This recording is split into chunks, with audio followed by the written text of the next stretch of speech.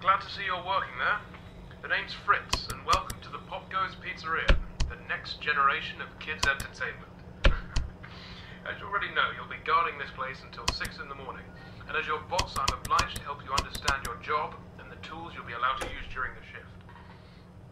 So, first things first, I've got to be honest, your current setup might not be very optimal, so to say.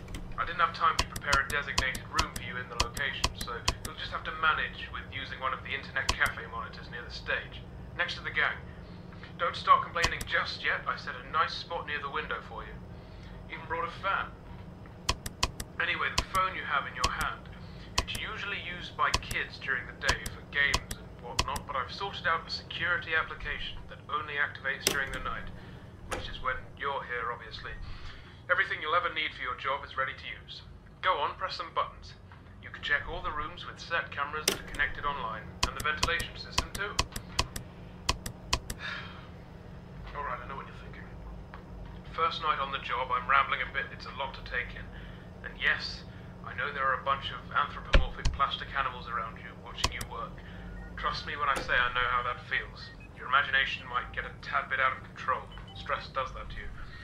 But don't worry. You're completely safe here. I've built this place from the ground up to be one of the most transparent, honest, and safest places on Earth.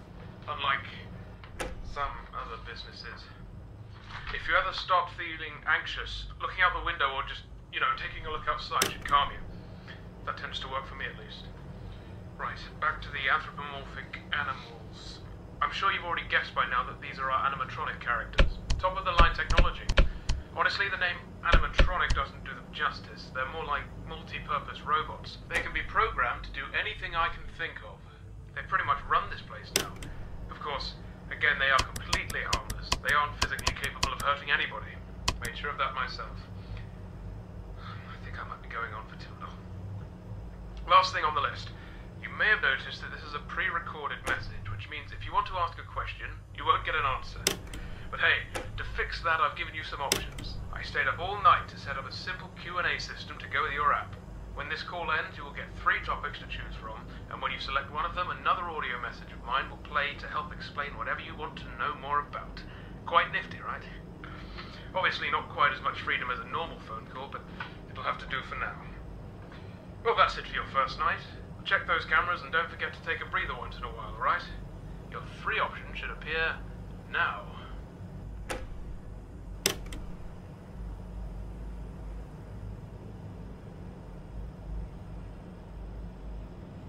Hey, good to know you want to learn more about my crew. If you paid attention to my first message, you must have heard me say that these robots can do pretty much anything, yes? Well, I wasn't joking. This place is fully automated and run entirely by them. No human employees as of yet. Don't need them, honestly. The staff room exists purely to keep the ventilation opening out of reach of customers. Cooking, cleaning, printing, performing, taking care of kids, etc., etc. It's all down to the cartoon animals. All very efficient. Yes. Did I tell you that I built the characters too? That's what the 3D printers were originally for, before they were repurposed to do the same thing, but a lot smaller. Didn't need anyone for that either. Designed, printed, put together, all by yours truly. Relying on other people is nonsense, I tell you. Of course, don't let that discourage you from doing your job. There are always exceptions. Right, that'll be it for the first night. I'll do the same thing for you tomorrow. See you, kid.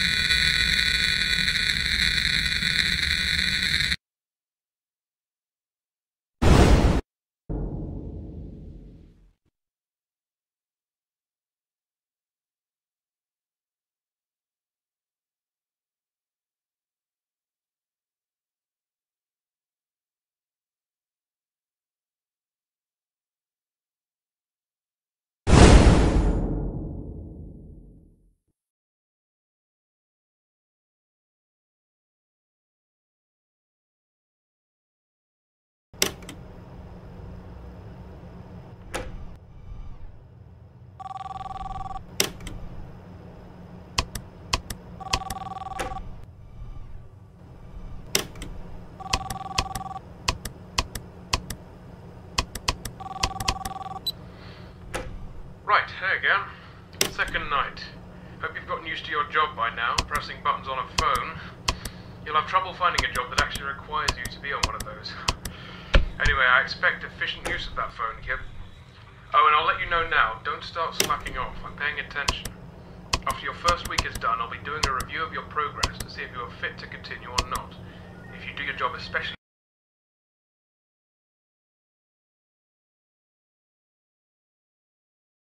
much to work with just yet, as this is just the test run.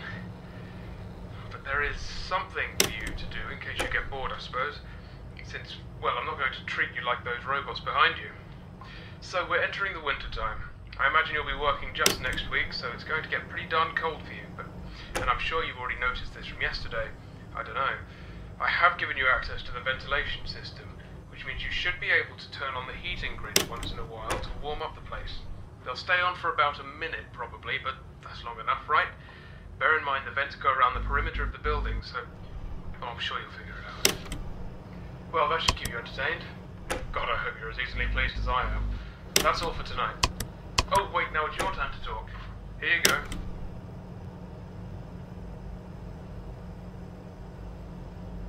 Ah, yes, as I said, you're only allowed to have them run in 1-minute bursts.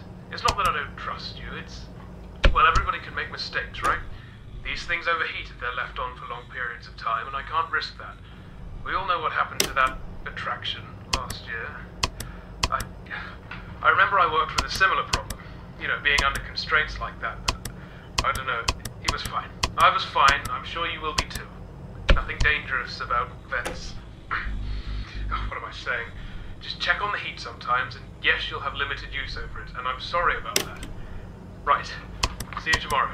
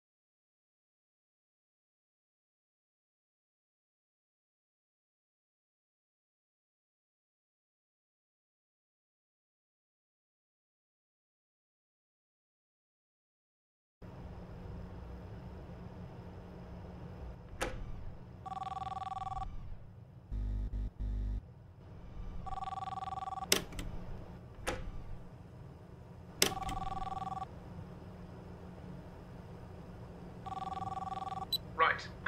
Hello again. I think I should start off this call by pointing out that I actually made a mistake in my previous message, which was yesterday's main recording for you. I said that the heaters in the vents stayed on for a minute when you turned them on. In reality, I've made it closer to like 9 seconds or something, so sorry about that. Not a huge mistake, but I should own up to it anyway. It's one of the only things I haven't got written down. I should actually make a note of it now, I suppose. I'm kind of tired right now. I've been doing all these calls in one take, so I've just noticed it. Such a huge difference, too. 1 minute should be 10 seconds. Jeez, I'm an idiot sometimes. Hey, now that you've been here for 2 nights, correct? Beginning your 3rd one now, yes? Tell me, what do you think about the place? The pizzeria, I mean. It's real special. Let me tell you, during the day you can really feel it. The fantasy, the fun, and the safety, you know? Kids can run down the halls and be greeted by the characters. They gather around and sing with them on the stage. They build and print out these figurines like posable toys. And of course they get to paint them, coat them in binding agent, etc. It makes them feel grown up. It makes them feel special, you know? I remember this kid one day. Totally heartwarming. There was this kid. He was running around and somehow managed to open one of the locked rooms. The server room, I think it was. And he started messing around in there. Well, I was in my office, like always, and I see this kid on the camera. I start to get a little worried. Now, here we go again, I'm saying to myself. And I was about to go get him sorted out myself, but right then, as I'm taking my jacket off, Blake, that badger character to your left, gets in the room with the kid and starts to play a little game, using the server room's monitor. Have you know the game Simon Says? Well, it was like that. He just turned it... hold on now. I'll sort the rest out later. I'll leave this message here. The option should be up for you now. Sorry about this. don't know what that game is. That's alright, no matter. For a quick explanation, it's a game where someone shows you a colour, like, you know, green, yellow, red, and you have to repeat the same colour back to them. Sometimes there are multiple colours which you need to repeat in the same order back, but in the case of Blake and the boy, who was quite young, it was only one. Sorry if that wasn't that good of an explanation, but it's just a kid's game, nothing more. During the day you can play it on one of the monitors here with that panel in front of you. A bit more complicated than just a colour appearing on a screen, but, you know, same concept. They use the phone for that too. That's children's stuff though. Don't let me down with you playing games during your shift. Speaking of work, you should get back to it. See you tomorrow.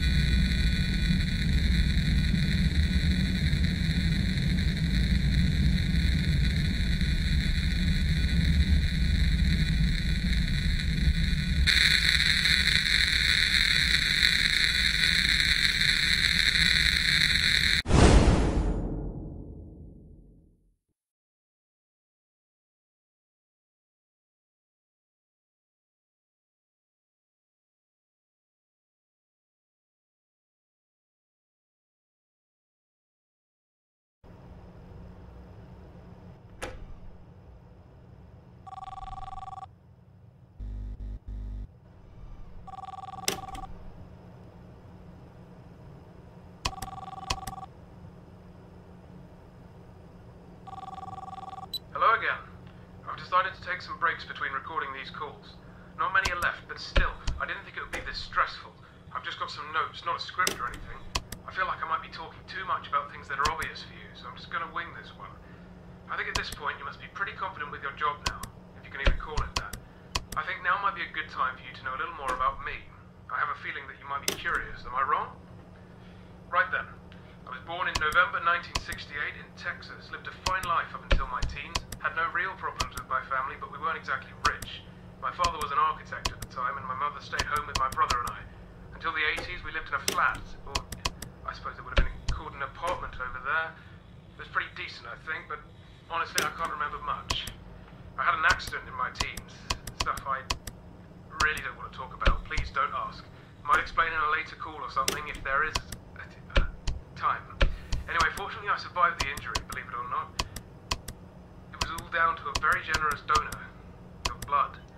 The whole thing was pretty strange and vague for us, and all I know was a small team of people, or maybe it was one person, was willing to give tons of blood to the hospital, and after an entire encyclopedia of signed papers, the transfusion was allowed on behalf of the procedure being an experiment. I was close to death, bear in mind. I lost most of my memory from before the incident, and the whole event caused a huge stir in the media. I was 18, and with the state I was in, paparazzi wasn't the best treatment. You know? So I sorted out something with my parents, and we moved here to England. So, hopefully on top of being a security guard, you can be a friend too. I wanted to get some of these stories off my chest for a while. I don't have many people to share them with. And my daughter's kind of busy most of the time. Just someone for me to talk to. And of course, listen to, so go ahead. What do you want to talk about? Ah, yeah. So this place looks significantly expensive to run, I'm sure. Especially for one person, right? Well, it is. Thousands of pounds put in and out of this place every day. It's still a little independent cafe kind of thing, but the technology does make it seem professional, I suppose. Money isn't really an issue for me anymore. I've sold stuff before the pizzeria was open, mainly based around robotics, machinery, whatnot. And of course the pizzeria itself brings in a significant amount of cash to put back into ingredients, electricity, materials for the printers, etc. As I mentioned earlier, POPGOES does most of the work, so I don't need to hire a cleaner or a chef. I also got a decent amount of money from the injury I mentioned. I can't remember how that worked, but I'd rather avoid mentioning it in case it was a mistake and they wanted it back. Anyway, I hope that cleared it up. Good question. See you tomorrow.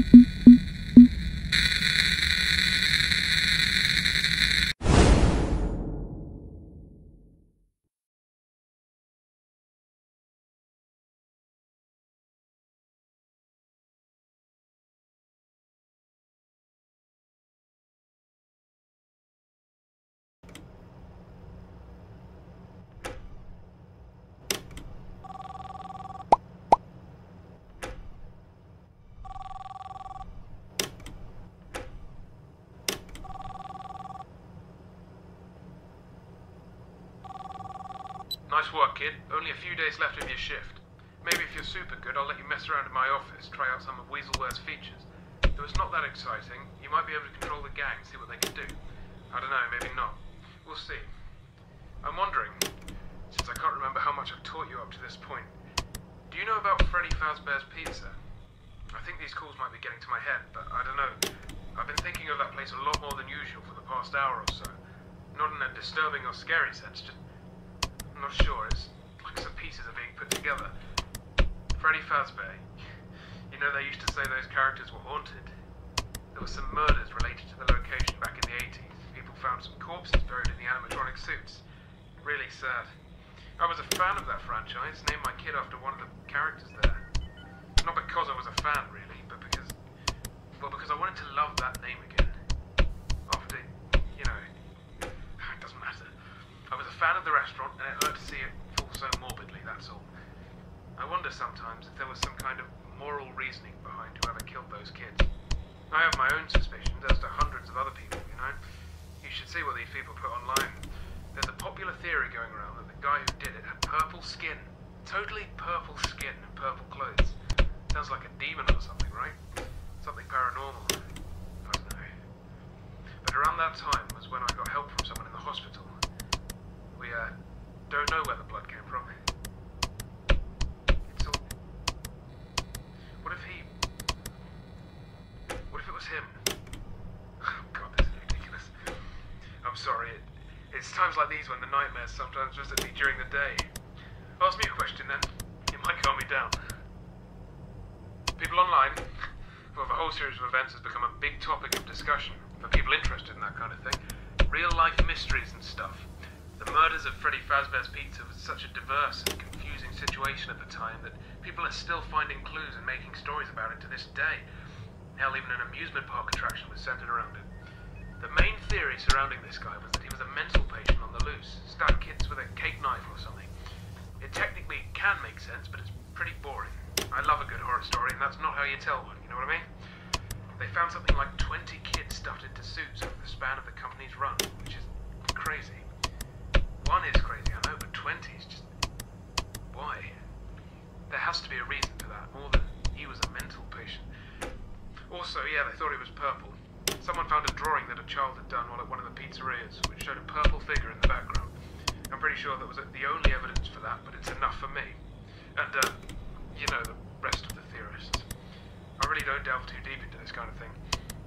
Okay, well, that's it for today. See you again tomorrow.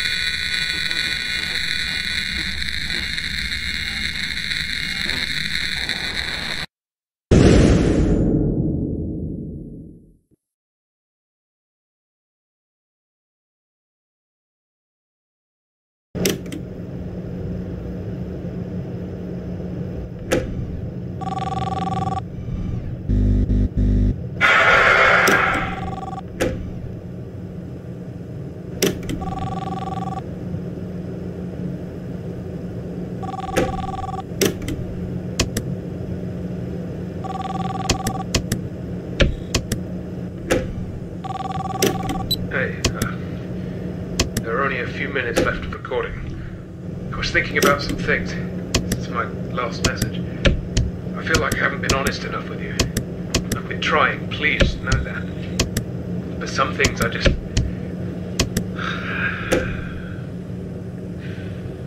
I have a question for you.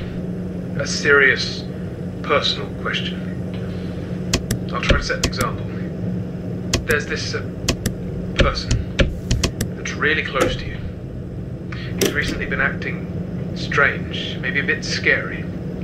People say he's done horrible things. But you've trusted him for all your life. He's been listening to your problems and you really look up to him. Even if this person has made big mistakes in his life, if he does regret it in the end, would you be willing to forgive them if you know who he is? Would you look past his errors and try to bring him back into your life?